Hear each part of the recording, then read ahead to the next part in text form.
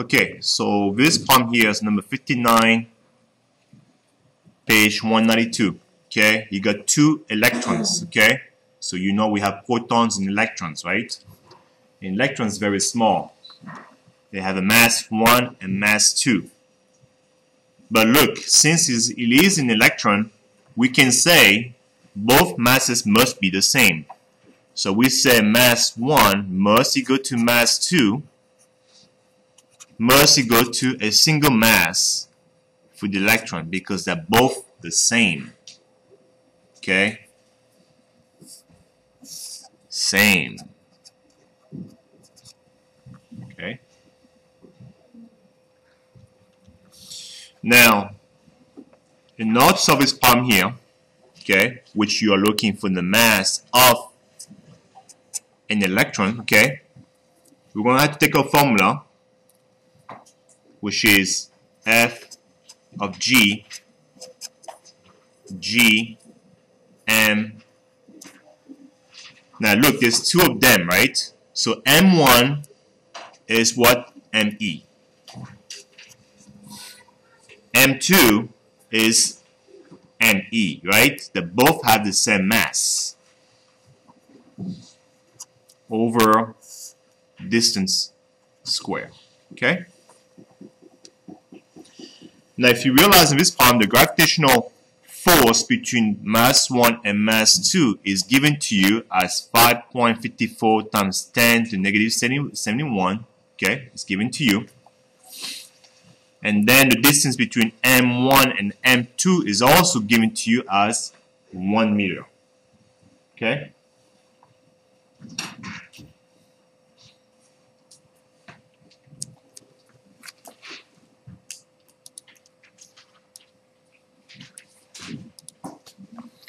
Now, in order to do that, we're going to have to solve for ME.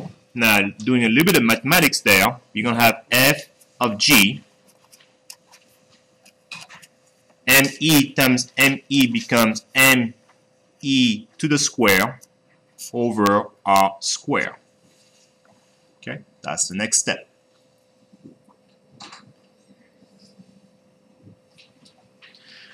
Then the next step here is to solve for ME. So what we can do here is to multiply by R square and R square. So you have this guy goes away and this guy goes away. So you're left with R square F of G equal to G ME square. Okay?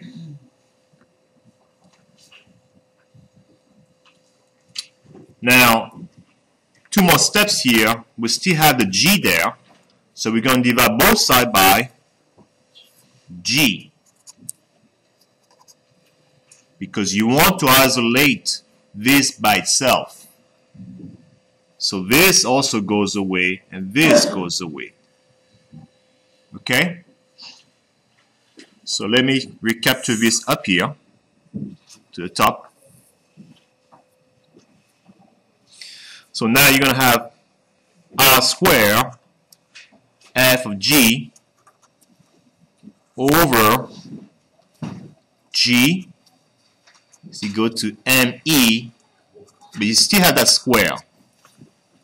Now one thing you have learned in mathematics, that you can take the square root on both sides to get rid of that square right there. Okay? So this and this goes away. So you're left with R square F of G over G. You take the square root of the whole expression right there, okay? You go to the mass of a single electron, and that's what exactly you're looking for up here to the top. Okay? Now it's a matter at this time to plug in numbers to make things work out properly. Okay? So let me go ahead and, so R is the distance between M1 and M2. So it's going to be 1 to the square times the gravitational force is this one here. It's going to be 5.54 times 10 to the negative 71 divided by, now the gravitational constant is 6.67, okay, times, let's see here, 10 to the negative 11, okay. Do not forget you have to put a square root, and that's ME, okay. I'm running out of space right there.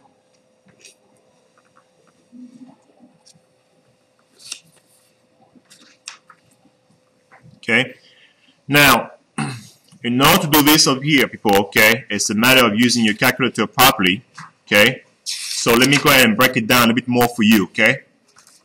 So I'm going to retake that up here, and I'm going to do some. So you're going to have 1 to the square becomes 1, okay.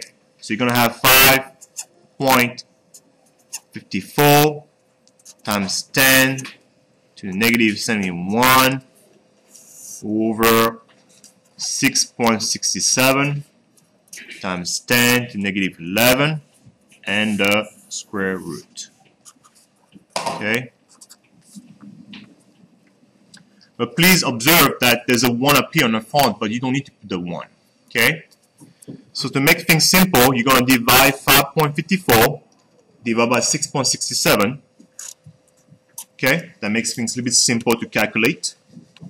So 5.54 divided by 6.67.